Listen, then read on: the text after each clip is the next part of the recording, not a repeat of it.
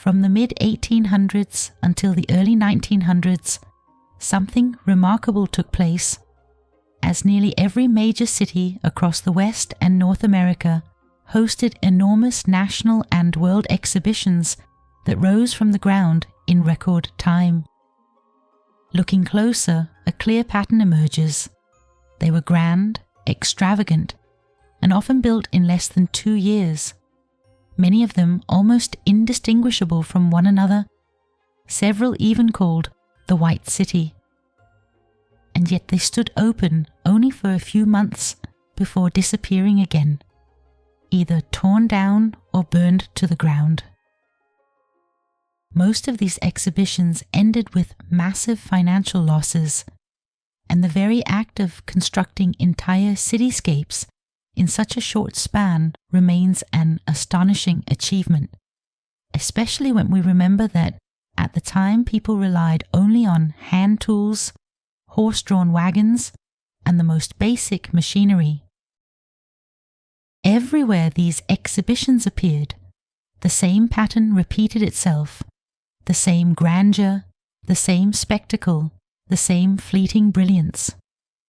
But behind the glittering facade lay a darker reality, because almost every one of these exhibitions also contained what they called human zoos, where people from the colonies were put on display in primitive settings, creating for an audience that knew very little about the outside world a powerful image of us and them, with the West framed as civilized and the others reduced to something backward and undeveloped. And perhaps you recognize the trace of that image even today, the lingering belief that Africa has always been poor, stagnant, and without culture. But is that really the truth? I love looking at old maps, and I know we can't rely completely on all of them, but there are several, like this one, that show detailed depictions of major cities and impressive buildings in Africa. This particular map dates back to the year 1450, and keep in mind it's reversed.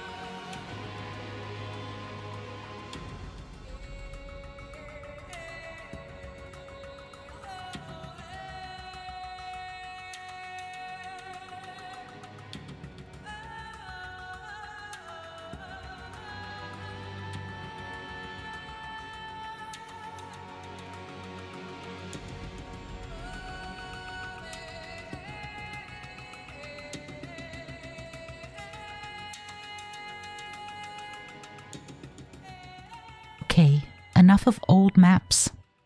And before we move on to the accepted evidence of ancient knowledge from this region, I want to show a few images from Africa of what today is simply called natural formations, mountains, and so on.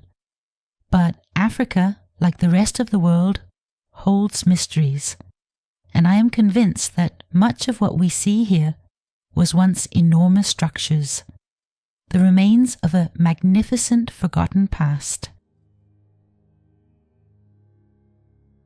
Long before colonization, advanced societies thrived across the African continent. Timbuktu, a vibrant center of learning, trade, and science, where thousands of manuscripts still testify to sophisticated knowledge. The Kingdom of Benin,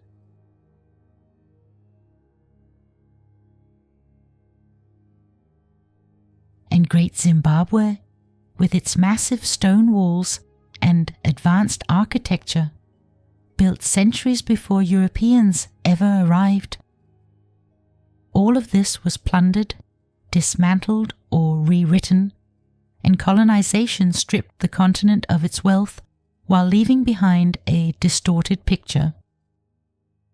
In the earliest periods, colonies were ruled by kings and queens. Later, powerful trading companies took control, and by the 1800s, national governments directly managed the colonial empires. Perhaps then, these exhibitions were never truly about celebration, but about control, about planting a version of history in front of everyone and making it feel real. It was also during this period that the word race entered common use, not based on science but on colonial ideology, later reinforced by pseudoscience, and although there is only one human race, the concept was used to divide, to justify oppression, and to create false hierarchies that still cast long shadows across our history. Seen in hindsight, it resembles theatre, a carefully staged performance designed to convince the Western population that colonies were not exploitation, but benevolence, that they were lifting up people who supposedly had nothing. And that division is still with us today. We must put an end to it, because we are far beyond something so foolish. We are the same, and we always have been the same. No real difference except for the shades of brown in our skin. I recently came across an image comparing human beings to eggs of different colors, yet inside always the same. Some claim that we are separated by faith and religion, that some are promised a place in heaven and others are not, but most children remain in the religion they are born into, not because they choose it, but because they are shaped by their environment. Deep down, however, I believe we all share the same fundamental values: love, protection, community. And while it may not be a perfect comparison, I believe it is worth mentioning that, at this same time, a kind of global sickness seemed to prevail, the idea that people could own other people. Even Europe's poor were not spared. From the 1600s through the 1700s, tens of thousands were sent to the colonies. Some sold themselves into servitude for 4 to 7 years in exchange for passage across the Atlantic. Others were deported as prisoners, criminals, or orphaned children. The difference was that African slaves were considered property for life, and their children inherited slavery automatically, while European servants technically had time-limited contracts. Though many died of disease, abuse, and exhaustion long before their freedom arrived. It almost sounds like conditions today, where we hand over most of our salary to the state and can't retire until after we turn 70. Europe itself was not untouched either. Between 1500 and 1800, over 1 million Europeans were captured by North African pirates and sold as slaves in Tunis, Tripoli, and Algiers. Slavery was, above all, an economic system. As early as the colonial period, free black men and women owned slaves. According to the 1830 census, nearly 4,000 free black Americans owned slaves, some with hundreds, rivaling their white neighbors. Yet this does not change the fact that the vast majority of the system was carried by white plantation owners and the institutions that supported them. Slavery already existed in Africa long before the Europeans arrived, but it was practiced in very different ways. Often it meant prisoners of war, debtors, or criminals, and in some cases, people could marry into families or eventually earn their freedom. In many ways, it resembled the system of thralls in early Europe, people bound in servitude, often through war or debt, but not defined by race, and sometimes able to regain freedom. What Europe introduced with the transatlantic slave trade was something else entirely. A system that made slavery lifelong, hereditary, and industrial in scale, reducing millions of lives to property. So yes, we are all the same, and we share the same flaw, the same temptation, the drive to exploit when opportunity presents itself. And while we fight each other over skin color, over faith, and over culture, the powers behind the curtain clap their hands, because as long as we waste our energy in division, we fail to notice that, deep down, we all want the same thing. None of us long for war. None of us long for conflict. What we want is peace, love, and community. But how did they succeed in convincing us of the story we still believe today? The storytellers wrote history. The Jesuits built schools across Europe. The encyclopedists defined progress in their own image. And in 1868, Max Müller rewrote India's past, openly declaring that the safest way to control a people was through education, not the sword. Or perhaps it only takes a little fire and a little time to erase centuries of history. Countless libraries have burned throughout time.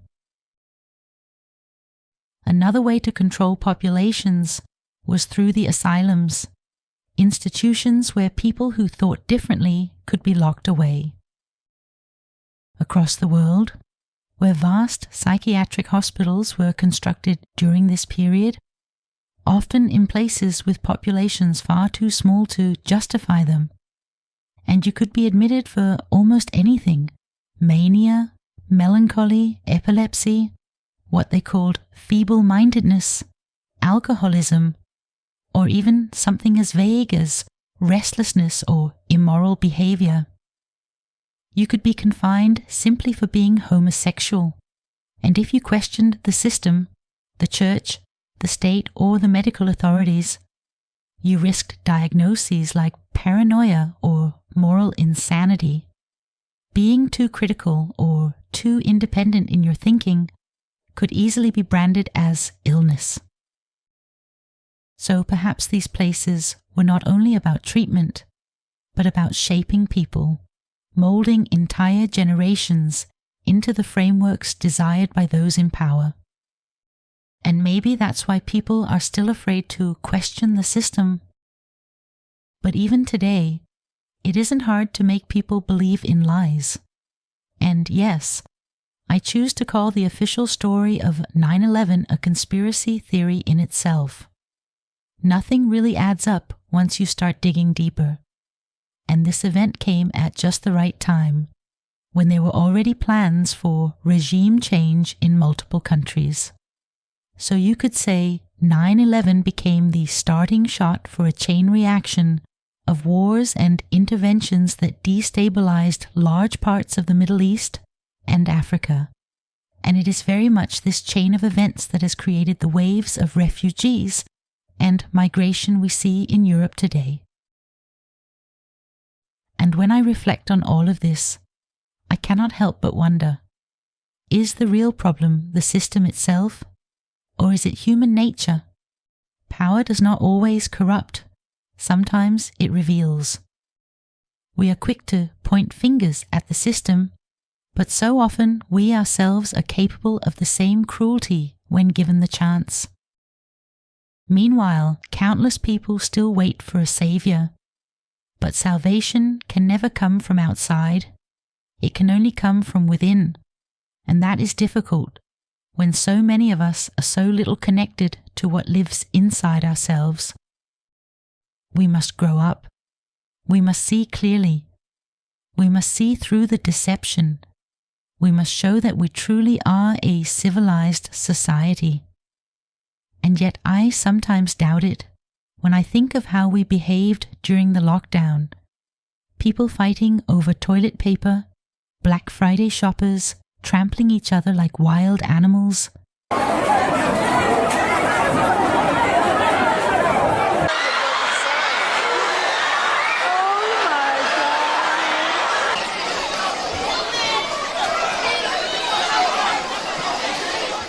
Demonstrations turning into riots, looting, fire, or a public birthday invitation that never became a party.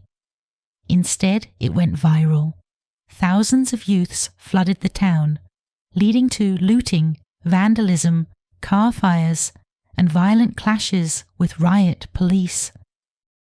If it all falls apart this quickly, what will happen when the real crisis comes? So, yes, we say we learn from history, but how can we learn if the history we are told is not true? What do we really know about our past? Just look out at the world and forget the history books for a moment. When you see the buildings, the craftsmanship, the scale, the beauty, you feel the contrast, like an echo of a forgotten past. But what if even this era was only a shadow of something far greater? Perhaps we are moving in a downward spiral, from something deeply advanced to something beautiful, to something barely holding together. Maybe architecture is not just shelter. Maybe it is a mirror of our soul. And most tourist attractions do not tell us the truth either. They have become machines for money, reconstructed for the sake of tourism. Most of them today are restored or rebuilt with modern materials, their stones shifted, reshaped, reinforced, all in the name of tourism.